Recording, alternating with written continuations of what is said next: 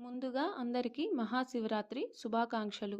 శివరాత్రి రోజున ఈ దీపం వెలిగించడం అస్సలు మర్చిపోకండి. అదే బిల్వపత్ర అఖండ దీపం. ఒక చిన్న బిల్వ పుల్లని తీసుకోవాలి. మనకు ఎంత సైజు కావాలో ముందే చూసి కట్ చేసుకోవాలి. ఈ పుల్లకి రెడ్ కలర్ దారాన్ని చుట్టాలి. ఒక ప్రమిద తీసుకొని దానిలో సగానికి బియ్యం పోసుకోవాలి. కొంచెం నల్ల నువ్వులు వేసుకోవాలి. అందులోనే ఈ బిల్వ పుల్లని పెట్టాలి. తరువాత నువ్వుల నూనె పోసుకోవాలి.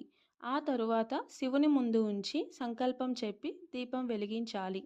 ఇలా ఎందుకు వెలిగించాలి అంటే స్కంద పురాణంలో బిల్వ వృక్షాన్ని మహాలక్ష్మి స్వరూపంగా కూడా వర్ణించారు. ఈ దీపారాధన చెయ్యటం వలన దారిద్ర్యం తొలగిపోయి ఇంట్లో లక్ష్మీదేవి స్థిర నివాసం ఉంటుంది. అంతేకాకుండా ఇంట్లో డబ్బు సమస్యలు ఉంటే 100 రూపాయలు ఉన్న చోట 1000 రూపాయలు ఖర్చు అవుతుంటే వేస్ట్ ఖర్చులు కాకుండా కూడా ఈ దీపాన్ని వెలిగిస్తారు.